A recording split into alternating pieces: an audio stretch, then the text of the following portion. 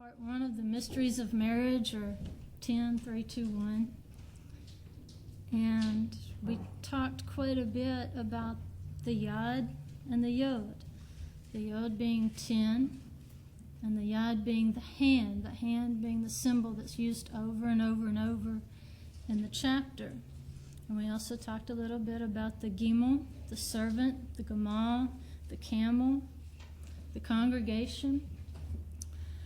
And just kind of to recap, remember that Isaac's age, 40, which is the Mem, was a prophetic age. It was not a casual age that he married. We know that the Mem means something because we looked at that a little bit last week as well. If you threw your handout away, let me refresh your memory. His age, 40, indicates that the flow of the Torah waters will flow from his keter, his crown, to Rivka's, to hers, channeling wisdom. So by covering her head when Rivka sees Yitzhak, she accepts the flow of Torah streams from the headwaters. Rivers originate at a place called headwaters. In this case, the flow of the Torah waters to Rivka will originate in Yitzhak's head, so to speak, because the husband is the head of the wife. If you remember, one writer says that Sarah obeyed Abraham, calling him Lord. How many of us call our husbands Lord? Not enough. Not enough. True. True. But why would she call him Lord, Baal? Why would she do that? Because Sarah had submitted her head to her husband's crown. She was acknowledging him as the covenant leader in their relationship. The husband is the head of the woman, and when they are in right covenant relationship, she is also his crown of rejoicing. She is the crown on his head. He might be the head, but she's the crown on the head. She's the beauty that adorns him. Yeah. How do we know this? Proverbs 12:4 says, a capable wife is a crown to her husband. Wives, if you do good to your husband, you become like a beautiful, jewel-encrusted, solid gold crown on his head. You are that beauty of his will, his head. And to symbolize this unity that we have, the beauty of the covenant, for this reason the woman is privileged to wear the head covering, which is the sign of that unity, that submission, that you are indeed that crown to your husband. It's a testimony to all who see it, and we talked about how both good angels and bad angels watch. That's what Paul said. It's because of the angels that you wear this head covering when you pray or prophesy. But that is a testimony to any who would see, not just angels, but to humans as well, that you and your husband are in unity. You are in oneness. You are echad. It's part of the Shema. Remember that? Adonai Eloheinu, Adonai echad. The oneness, the unity. It means all of this and more. When you wear the head covering, it's a testimony. It's an outward sign. And it says in 1 Thessalonians 2:19, this is Paul writing to a congregation that he has discipled. Remember, he says, what is our hope, our joy, our crown of rejoicing? Our crown of rejoicing. Even you in the presence of our Lord Yeshua, our Baal, Adonai. Sarah obeyed Abraham, calling him Lord. Even you in the presence of our Lord Yeshua. You, as the bride of Yeshua, become his crown. You become beauty that adorns him. And it's the joy that he's referring to that Rivka found in Yitzhak. What does his name mean? Laughter. In a future tense, in a prophetic understanding of laughter. They will laugh with me. They will have joy with me over this son who is a prophet. So that's a direct reference. When you see Rivka put that head covering on, it means all these things. It means the joy of the bride in seeing and lifting up her eyes and seeing the bridegroom. And if you look at successful marriages, even within this congregation, what you're going to see is a husband and a wife living according to this standard of conduct. And it's repeated over and over in the Brit Hadashah when Paul writes instructions to the families. He always says, wives, reverence your husbands. Because he knows that is our role, to reverence our husbands. And he says, husbands, love your wives. Why would he tell us these things? Because these are the things we need to work on. Husbands need to love their wives more. Wives need to reverence their husbands more. Because if the woman is the glory and the crown of the husband, the glory, the kavod, the beauty, the radiance, the same thing that existed in the tabernacle, the presence, then these wives will illustrate this. This husband is never afraid to bring strangers into his home. It's just like Abraham and Sarah. The home is always clean. It's well kept. It's orderly. It doesn't mean that there's not a working mess. There's always a working mess if you have children especially. But even within that working mess, there is an order, and he will never be ashamed to just spontaneously invite someone into his home, to the table, to talk about the Torah. That's one of the things that a good wife does for her husband. She keeps that home in order. It's always open for hospitality. The husband will always find peace and comfort returning to that home.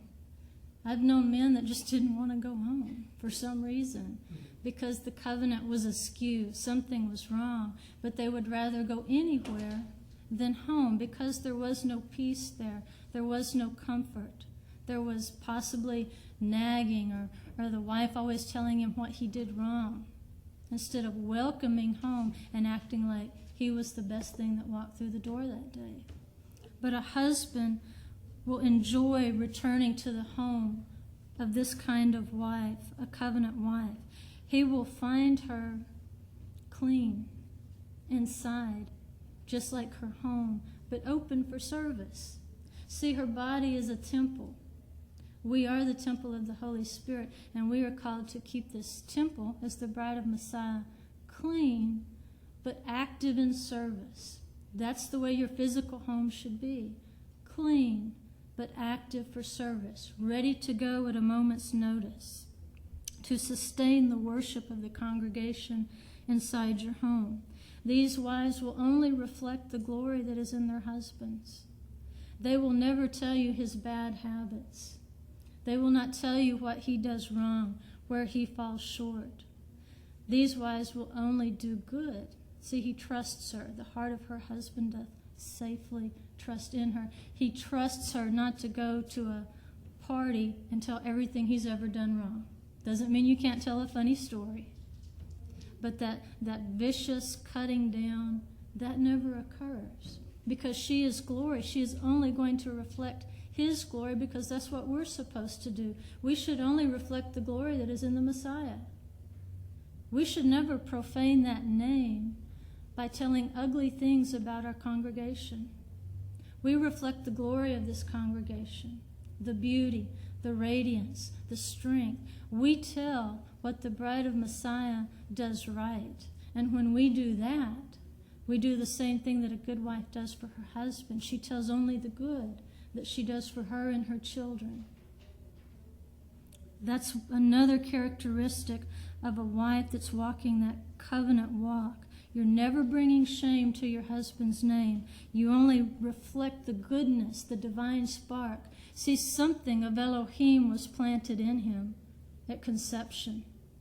It's your job to reveal that divine spark, that divine beauty and glory that was planted in him even before he was born. Reveal it to the world, because sometimes the world has a problem seeing Messiah in us. Expose it to them so that they can see.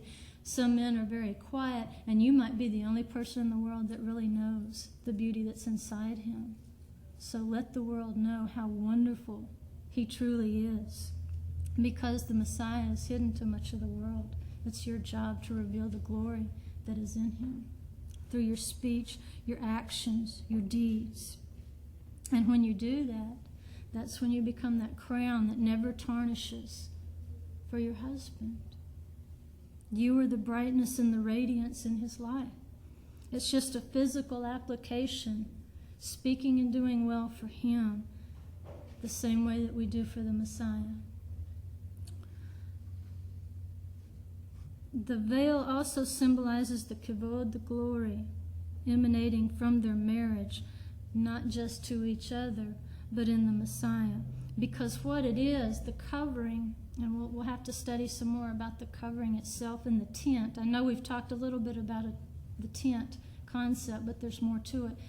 Your head covering is like a little miniature tent, because underneath there is the kavod, the glory, the radiance of the tabernacle, because you and your husband are under that chuppah. You're under that covering together in a covenant relationship. And when that happens, when you become echad under that tent, then something very glorious happens. You begin to live in the realm of prophecy. And I think I can show you that in a few minutes. But your head covering, just think of it as a little miniature tabernacle, because underneath you are the kavod, you are the glory, you are the reflection of the glory that is in your husband, and a reflection of the glory that is in Messiah, because your husband is in Messiah. And I'm not trying to leave you out if your husband is not in Messiah. I'm saying do what Abigail did. Go under the covering of the son of David. See, when Abigail's husband would not be obedient to David's wishes, she packed the donkey with gifts. She left the covering of her husband, and she submitted herself to the covering of David. You can do that if your husband is in a broken relationship with his Messiah. Then you just go ahead and you wear that head covering and you say, the Messiah is my covering. No matter what he's doing, I'm under the Messiah. I'm throwing myself under his tent at this moment. So don't feel left out. You know, if I'm talking a lot about a physical husband today. On the other hand, in these marriages, one of the characteristics I see is that these husbands truly love their wives, just as Paul commanded. They love their wives. Their wives are a delight to them. They enjoy being with them. They are a treasured possession above all things. They protect them. Because if you mess with their wives, you're going through them, and it won't be pretty. They protect, they keep, they surround their wives with love. They consult their wives on important issues. They place the needs of their wives above their work, above their studies, above their hobbies. Their wife is at the forefront of their lives because she is their covenant partner. And without that unity, they are crippled, and they know that. And so they incorporate her and her needs into their walk. She walks side by side with them. They're not threatened by, bored by, or annoyed by a wife who knows the scriptures. They benefit from that. They see her knowledge of the Torah as a benefit, that's something that's strengthening their marriage and their relationship. And so they nurture that growth in the Torah. They provide opportunities for her to learn the Torah. They protect it, keep it, guard it, and allow it to grow the same way that Yitzhak did with Rivka by putting her in Sarah's tent to be nursed on the milk of the Torah. He knows that this on his part reflects the glory of the Messiah.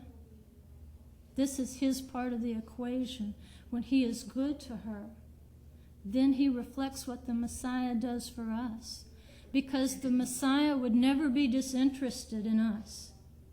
He would never be bored by us. He would never find opportunities to be apart from us. He would never threaten us. He would never harm us. But he would always shelter us, give us our food and our drink. He would clothe us. He would give us a house to stay in. And this is the role of the husband. You provide these things for your wife. And when you nurture your wife like the tenderest of plants, then you are also reflecting the glory of the Messiah, because that's how he treats us. He's always interested in us, and his world revolves around us. And like Yitzhak, who was praying even before Rivka arrived on the camel, and then later when she was barren, he prayed for her. Husbands in this covenant relationship will routinely, regularly pray for their wives because they want them to grow and to prosper. Those are the traits of a successful covenant marriage. So when you're looking for a marriage partner, don't look for the outward appearance. Look for those things, someone that understands the covenant and will walk with you in that respect. So let's get to the mystery of marriage. That wasn't a mystery. That was things we already know. What I'd like to do is relate it to a couple of things. Number one, the Aaronic benediction that is prayed over us after each service. I want you to understand exactly what Jimmy is doing when he pronounces that blessing over you. Because the proper response for you after each blessing is given is for you to say either to yourself or even audibly if you would like to, Ken Yehi Ratzon. Remember, Ratzon means will. Ratzah, she ran. Ratzon, the will. You run to do the will. Running and the will are very much a part of each other. So when you say Ken Yehi Ratzon after each blessing of the Aaronic benediction, what you are doing is affirming, yes, I take this blessing upon me. But in a sense, and what Rivka and Yitzhak are going to show us, is that we are actually renewing our wedding betrothal when each one of those blessings is pronounced on us. Remember, he says that the Kohanim, they will place my name upon Yisrael when they say this blessing. And we need to understand how that occurs. How can he actually put his name on us with that blessing? Well, first of all, weekly, by keeping the Shabbat, we are keeping the covenant sign, the ring, the reminder to anybody who would wonder. Yes, I'm keeping the Shabbat because I am betrothed to the Messiah.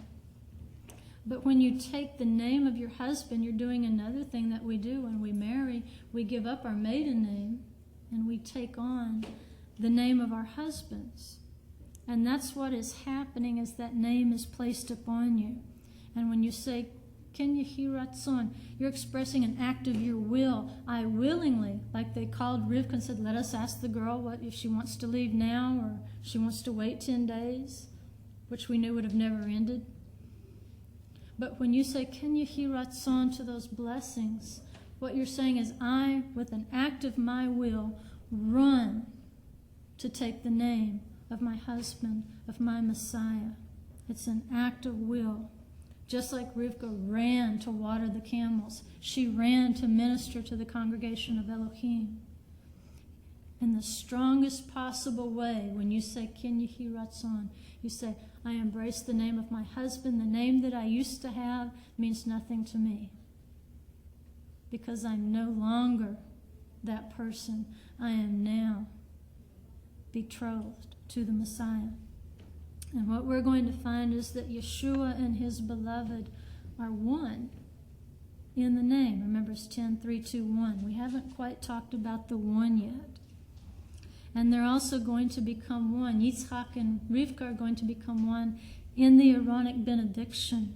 They are going to act out the Aaronic benediction for us, as well as the Shema.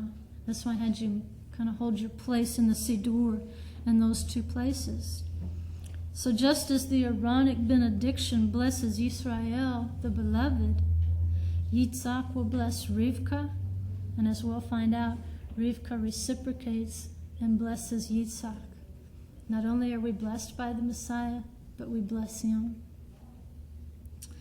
So I've written some passages of John 17, Yochanan 17 on the board for you so that you could follow along as we go through the Aaronic benediction. And I want you to see that Yeshua does not give a commandment that he does not keep himself. If he says, pronounce this blessing upon my people, then he in turn will bless his people. When he comes in the flesh, he will also model this behavior of blessing his disciples, blessing his beloved. That's why we read John 17 today instead of the regular reading. If you go to John 17 and look at verses 14, 19, and 22.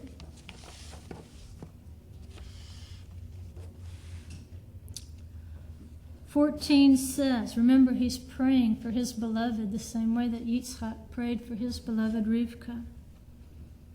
In verse 14 he says, "I have given them your word, and the world has hated them because they are not of the world, even as I am not of the world." In verse 19 he said, "For their sakes I sanctify myself." For their sakes, not for me, for them I do this, that they themselves also may be sanctified in the truth. And then in verse 22, "The glory which you have given me, I have given to them, that they may be one, just as we are one." 3 verses here we can see that he is blessing his disciples by giving them something. The first blessing of the benediction says, "May Adonai bless you." Yeshua models this. He blesses his Talmidim. He's praying for them just prior to his passion. So he is placing that blessing upon them. In our text, Yitzhak does the same thing for Rivka. First, Eliezer gives her silver and gold ornaments. He blesses her with those ornaments. What she had was a token of the Shema. There's some symbols there because remember he gave her bracelets for her hands, first of all, and it gives you the weight. We could study just the weight of those bracelets and the nose ring. We could do an hour on that. It's really exciting what's in this chapter. But the Shema, remember it says, "Shema Yisrael, the Lord your God, the Lord is one. And you shall love the Lord your God with all your heart, with all your soul, and with all your strength. And you should love your neighbor as yourself." Rivka already understands this. She has loved Eliezer with her strength by pouring all that water out for him and the camels. She has loved her neighbor as herself. She has done unto him as she would have done unto her. The Shema goes on to say, "These commandments that I give you today are to be upon your heart. Teach them to your children. Talk about them when you sit at your home, when you walk along the road, when you lie down, and when you get up." Now watch this. "Tie them as reminders on your hands." What did Eliezer put on her hands? Gold bracelets. Symbolically, he's placing the commandments upon her hands because this is Yitzhak's future wife. He's going to place those reminders on her hands. And then he says, "And make them frontlets between your eyes." We know that the tefillin for the men is a strap that goes across the head, his keter, his crown, and inside the little box contains scriptures. But Rivka also has a symbol of keeping the commandments between her eyes. Where is your nose located? Right between your eyes. And so he gives her a golden nose ring.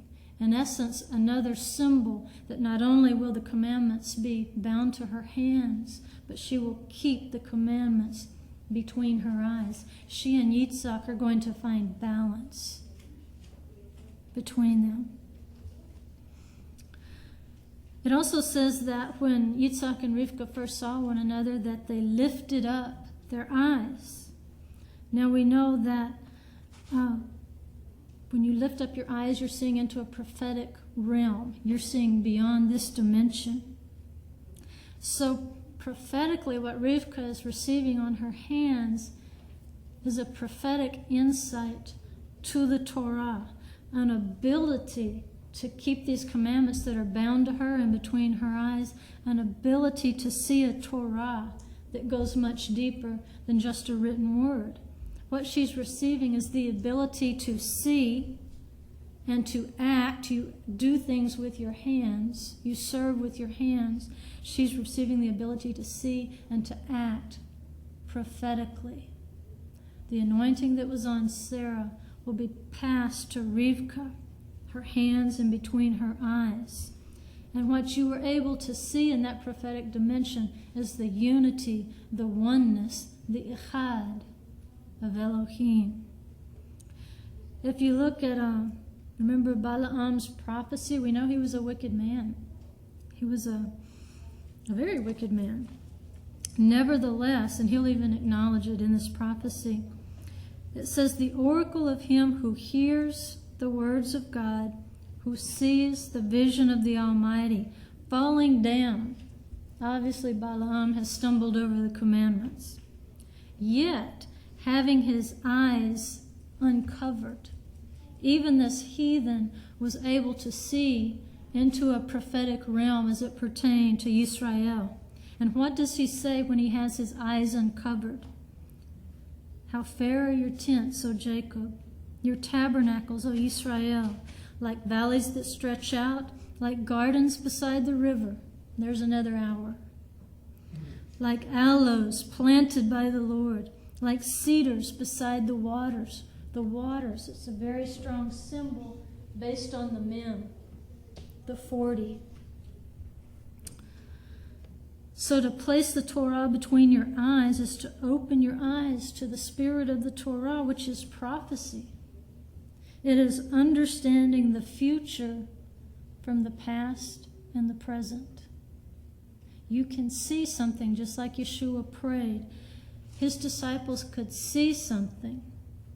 You have shown them this, that other people can't see, because these commandments are bound to your hands and they're between your eyes. You can see into a prophetic realm. That's the first blessing. May Adonai bless you. You receive that and you say, Ken yehi ratzon. May it be his will for me that I be able to see the prophetic beauty of the Torah. The next blessing is to keep you. Keep in Hebrew is shomer. Shomer Yisrael, the guardian, the keeper, the protector of Israel. We know that this happened because it tells us that Yitzhak kept and protected Rivka in Sarah's own tent, that he put her in that tent. He nurtured her like a mother, because she's just a child at this point. She's a girl. Calls her a girl. So he puts her in this tent. She's going to receive the milk of the Torah, and even though he is a man, he will nurture her like a mother, the same way that El Shaddai, and you remember where El Shaddai derives from, nurtured his father Abraham. He's passing on to his wife what he learned from his father. It does matter how you act and how you behave and how you relate to Elohim in front of your children, because they will in turn pass this relationship. They will model it to their own wives and children. We know that he prayed for her. He was a husband who prayed for his wife. The same way that Yeshua is praying for his Talmidim in John 17. If you look at John 17:6, he says, I have manifested your name to the men you gave me out of the world, that they were yours, and you gave them to me, and they have kept your word. Kept is the key word there, because the blessing from the benediction is, may he keep you, shomer, protect, guard, enclose, nurture, guard you like the apple of his eye. And Yeshua says these men you gave me have protected, guarded, kept close watch on your word. In verse 11, I am no longer in the world, and yet they themselves are in the world, and I come to you, Holy Father, keep them in your name. Can you see how he's incorporating the Aaronic benediction? He said, keep them, protect them, Shomer Yisrael, guard them in your name. The same way that the priest puts the name upon the congregation when he says this benediction. This is what Yeshua is doing for his disciples. He says, keep them in your name. In verse 12, while I was with them, I was keeping them. I was their shomer. I was guarding them, protecting them, nurturing them, the same way that Yitzhak did Rivka. I was keeping them in your name, which you have given me, and I guarded them. And not one of them perished, but the son of perdition, so that Scripture would be fulfilled. See, when Yeshua is your shomer, when he is your guardian, as this blessing is pronounced upon you, nothing can get to you. You are protected and you are kept in that name. In verse 15, I do not ask you to take them out of the world, but to keep them, shomer, keep them from the evil one. He is your guardian, as that part of the benediction is prayed over you, the same way that Yitzhak guards Rivka. The next blessing is, may Adonai make his face shine upon you. You see, when Yitzhak shone his face upon Rivka, when he's walking in the field and he looks up and he sees this woman arriving on the camel, his bride being carried along by the congregation, what happens? The same thing happens that happened when Moshe received the Torah. He covered his face with a veil because people could not stand the radiance, the reflection of what he had seen. He was reflecting the radiance of the Messiah. They couldn't conceive it. They couldn't stand it because they were not worthy. So he covers his face with a veil. So why would Rivka cover her face with a veil? Because what she has been able to see, the commandments bound on her hands and between her eyes, prophetically have opened up to her a vision of the Messiah in Yitzhak as he's walking in the field toward her. What does she see? Radiance. Kol HaKavod. All the glory, all the beauty she sees in his face. She sees into another dimension, and she covers her face. That's what's happening there. She can see the beauty of the Torah. You can see this as Yeshua prays for his Talmidim. John 17:5. Now, Father, glorify me together with yourself, with the glory which I had with you before the world was. Kavod, glory, radiance. He also prays in verse 10, and all things that are mine are yours, and yours are mine, and I have been glorified in them. Kol HaKavod, all the glory that was his Father's was given to Yeshua. He was the radiance. In verse 22, the glory which you have given me, I have given to them, that they may be one just as we are one. That glory, that kavod, that radiance is drawing them into unity, the same way that Yitzhak and Rivka are being drawn together in the glory, in the radiance, in the unity. Verse 24, Father, I desire that they also, whom you have given me, be with me where I am, so that they may see my glory which you have given me. For you loved me before the foundation of the world. He wants us prophetically to see his glory, to see the glory that was with him before the foundation of the world was laid. When you hear the blessing, may Adonai make his face shine upon you, that is what you're receiving when you say, Ken Yehi Ratzon That's what you take upon yourself. You say, I can see the beauty of the living Torah walking toward me, and I am going to cover my face in reverence because the glory of the Lord has arisen upon me. I see it. How can I stand in its presence? The next line of the benediction is, and be gracious to you. We know that graciousness, grace, has several understandings in Hebrew as well as in the Greek. It might be chen, it might be chesed. It covers a whole realm of beautiful things. Sometimes it just means beauty, chen. And when I hopefully am able to teach you about the Shmoni Esrei, we can talk about the chen, the chesed, the grace and the grace, the beauty and the unmerited favor that we receive. But when we hear that blessing, and be gracious to you, he's not just praying a single dimensional type of grace upon you. He's showing you the beauty of the covenant promise, because we know that the Torah came through Moshe. Grace and truth came through Yeshua HaMashiach. That portion of the blessing exposes to you the grace that came through Yeshua.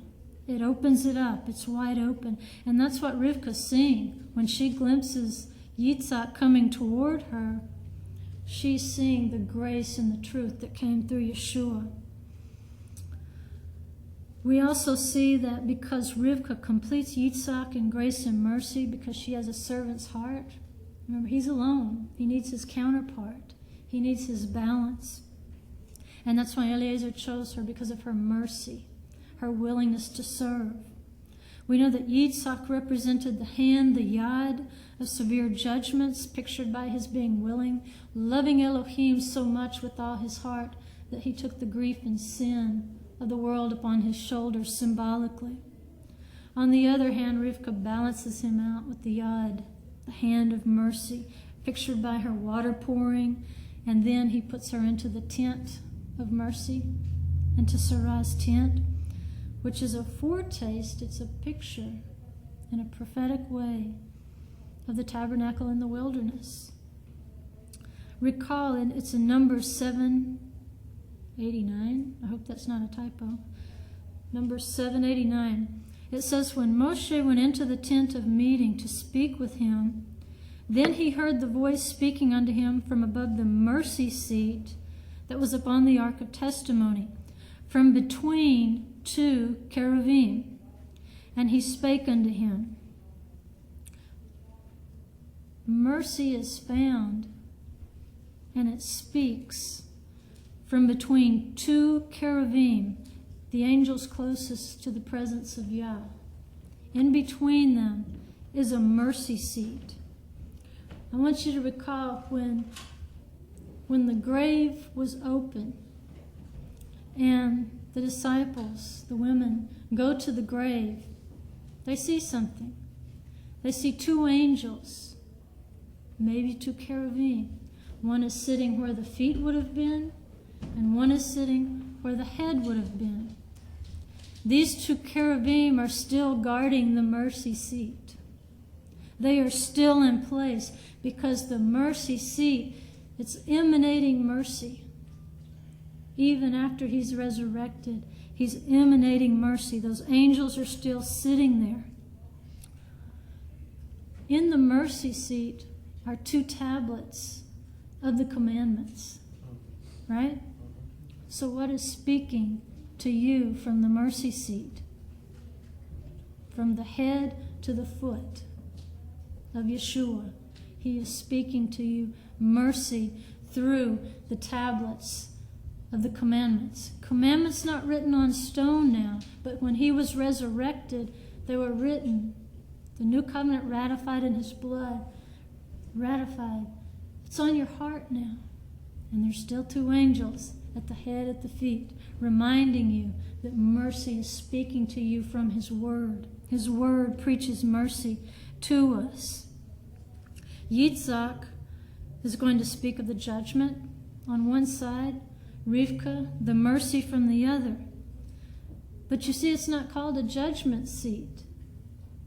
The judgment seat is for people who will not come into the tabernacle. They do not want to draw near. They're outside. But for those of you who want to draw near the tabernacle, then there is a mercy seat, those commandments speaking to you. The balance between the judgment and the mercy is your justice. Justice. But we know that in Mashiach, that grace triumphs over judgment. He will always lean, as he pronounces judgment, he will lean toward mercy because he's judging from the mercy seat. You cannot expect that from the judgment seat. That's not his obligation. But from the mercy seat, he will lean toward grace. Rivka's soft, gentle hands are the things that will speak to you.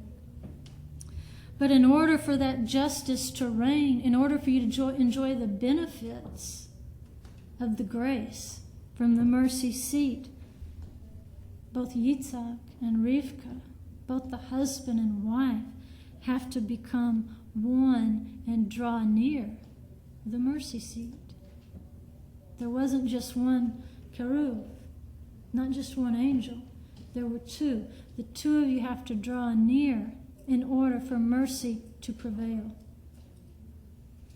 Now that's a mystery. You're going to probably have to think on that one. I've not gotten to the bottom of it yet. But the two became one in a tent of mercy, in a tabernacle, where the kavod, where the glory, the Shekinah, it abides. And in this place, you're going to see the beauty of the commandments because they are so merciful as they speak to you from the mercy seat. That voice speaking to you, it's so wonderful. It's a comfort. It's a peace. Because you're living in covenant, you're entitled to that grace from the mercy seat. John 17:22. The glory which you have given me, I have given to them, so that they may be one, just as we are one. See, he and his Father had unity the same way. The husband and wife have to come into unity in order to be perfected and to emanate the glory. Together you emanate the glory. Also in verse 23, I in them and you in me, that they may be perfected in unity, so the world may know that you sent me and loved them, even as you have loved me. That unity is what shines the glory, the kavod of the tabernacle. The next blessing, may Adonai lift his countenance upon you. And you say, Ken Yehi Ratzon, to this blessing of Adonai lifting his countenance upon you. Think of Yitzhak looking at Rivka as she alights from that camel. It says that she even inclined while she was still on the camel, before the camel buckled and she got off the camel. If you read it closely, she even inclined before she hit the ground. So she had lifted up her eyes even before she alighted from the camel. Even before she had seen something prophetic in Yitzhak. By the same token, Yitzhak sees her and he's lifting up his eyes at the same time. He is lifting up his countenance at the same time she is. What does he see? He sees Rivka in a prophetic vision as the bride of Messiah. That's what he sees in her. This was a bride worth waiting for. But he sees her as that spotless bride without blemish, having never known a man. Beautiful, eager to forsake her family and run to him, run to do the will of the covenant. So when you say Ken Yehi Ratzon to this passage, what it does is it places you into a realm of prophecy so that you were able to not only see the Messiah, but you were able to see the importance of becoming that spotless bride. You see what Rivka saw, and you see what Yitzhak saw. The unity. In John 17:6, Yeshua says, I have manifested your name to the men whom you gave me out of the world. They were yours, and you gave them to me, and they have kept your word. A manifestation is something special. It's not something that's easily seen. A manifestation is something that is divinely revealed. Yeshua is divinely revealed to you in that blessing. Also, in verses, 7 and 8, now they have come to know, they weren't born knowing this, but by being with the Messiah, they have come to know that everything you have given me is from you. For the words which you gave me, I have given to them, and they received them, and truly understood that I came forth from you, and they believed that you sent me. How can you truly believe that the Father sent Yeshua if you cannot receive the manifestation, the revelation knowledge of Messiah through his word? You don't truly understand him, and you don't truly know him. It's something that is divinely revealed.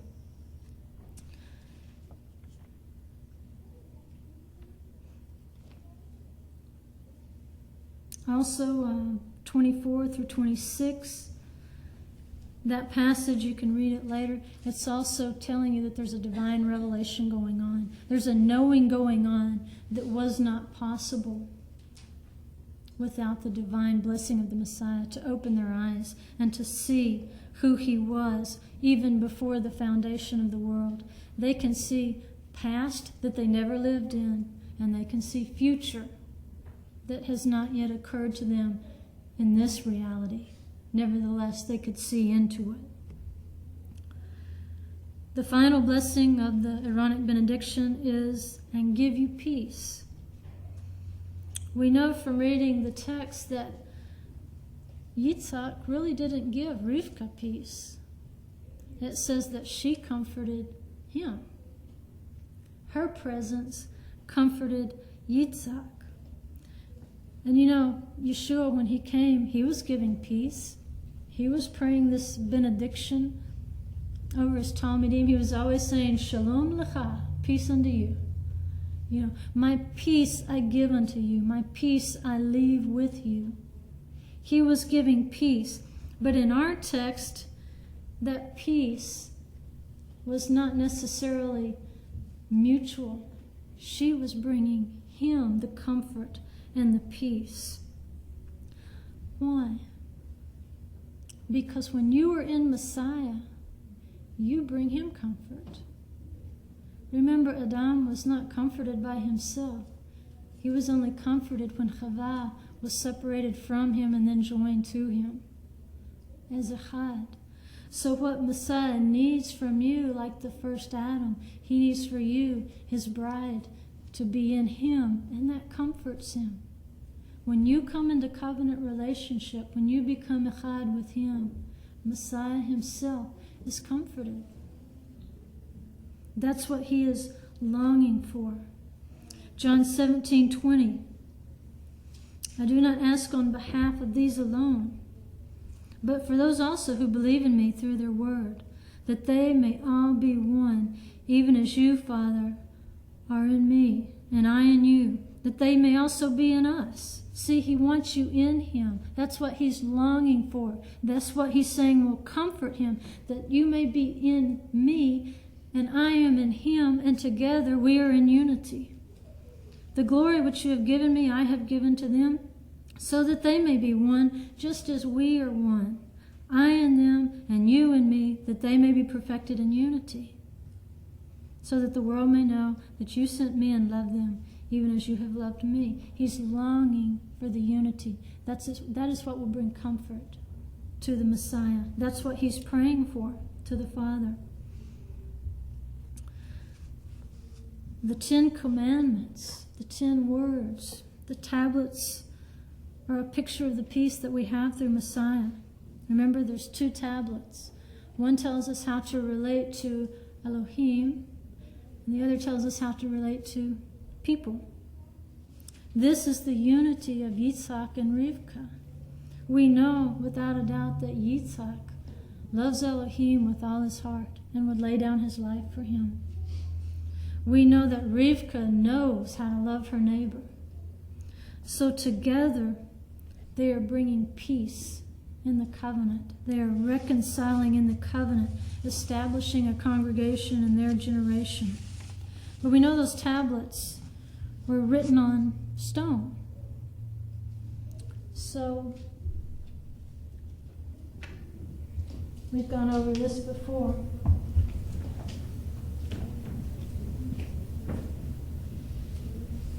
The Hebrew word for stone is Evan, right? They're written on tablets of stone, Evan. What is contained in the stone? You have Av, which is father, and you have Ben, which is son, but they are united in the commandments. They are united in the tablets. Av, father, Ben, son. There is unity there. So in order for us to be reconciled with the Father, who do we have to be in? The Son. We have to be in the Son in order to perfect our unity with the Father. I in you, there in me. That's what he's praying for. We needed a mediator in the form of flesh so that we could relate, so that we could reunite. And that's what was so glorious about the Torah. When Moshe receives the Torah and his face begins to radiate, that's what he's seeing. When Rivka sees Yitzhak and she covers her face with the veil, she's seeing that radiance. Because we see that mediation of the Messiah. He's telling us that if we relate to people properly, then we are in him. If you do it under the least of these, when we relate to people, we are in the Son. And then the Son is in the Father. The two tablets, the two are one. Just like Mashiach brought us together in unity. Two become one. Because Mashiach came to us in the form of our neighbor. He was our neighbor. He was Elohim made flesh, and we could relate to him as our neighbor through the Son. In turn, he reveals the Father to us because they are one or echad. He brings us that peaceful reconciliation to the Father. And this is why it's important that we do good to people. Because when we do good to people, we are in the Son who was in the Father, and we bring peace, which is the last part of the Aaronic benediction, and give you peace. You can start by loving your neighbor, and you begin that process of reconciliation and peace. Ken yehi ratzon. Remember, because he bore the sins of man on his shoulder, Yitzhak represents the left hand of judgment because she is the water pour and dwells in Sarah's tent. Rivka represents the right hand of mercy. Together they balance. This is called justice. What happens? Rivka has two sons. We have Esau, we have Yaakov. Esau is a man of the fields. He is a hunter. He is a killer. He enjoys that. He is going to represent the judgment, the severity. Yaakov, we know, was a man of the tents. He's a very gentle man. Tent is a metaphor for Torah study. Somebody that likes to stay in the house and read the Torah all day. Wouldn't that be nice? He likes to cook. You know, he's the gentle side. He is Rivka's son. Esau, like his father Yitzhak, is a man of the field. Where did they meet? Yitzhak was walking in the field. He was an outdoorsman. So Esau, being the man of the field, is Yitzhak's favorite. They each have their favorite. But together, they should have balanced. However, only one of them could inherit the promise. Then what? If Yaakov inherits the promise, he's all mercy, and we know that mercy by itself is just as damaging as judgment by itself. What has to happen? In order for Yaakov to be balanced, he is sent to his uncle, and he's put in a field to tend sheep and goats, to endure the harshness, the severity of the elements. The animals he lost that were torn by wild animals or who were stolen, he says he replaced them himself out of his own funds or out of his own goods. He replaced them. He had to learn to endure the severe side. And so he was brought into balance. He had to learn that, though. He wasn't born with it because he had a twin. He had to learn that on his own. But even after he wrestles with the angel of the Lord, he's still just a little bit out of balance because we can see him limping the rest of his life. He never truly attained balance, and we can look at his wives and maybe understand that sometime later.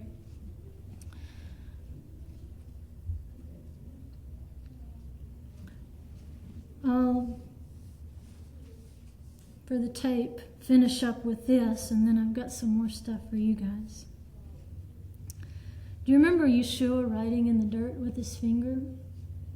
Now, there's a certain passage in the prophets that leads us to understand that it may have been names he was writing in the dirt. But there's something else to think of when you look at a finger. If Yeshua was in Elohim, and Elohim wrote the commandments with his finger, then I believe what Yeshua might have been writing was the commandments. Possibly he was writing every commandment that each of those leaders had broken. And as their commandment came up, they probably would have walked away. Or maybe he was writing their name with the commandment so they would be sure and understand, But at any rate, if Elohim writes the commandments on your heart, they're alive. There's life in the Torah. If a man writes them, they're just stone. They're dry. They don't have any spirit. Later, if we read the account of Moshe bringing the commandments down from Mount Sinai, there's a really strange, it's not a mistake, but it's an anomaly. It says that he's carrying the commandments, the tablets, in his hand. Remember, Rivka carried a jar in her hand, and that's why we looked at that closely. That would have been a difficult job for a little girl to pour from one hand, but we knew that that was a symbolic picture. Moshe is carrying the commandments in a hand. How can he support those tablets in one hand?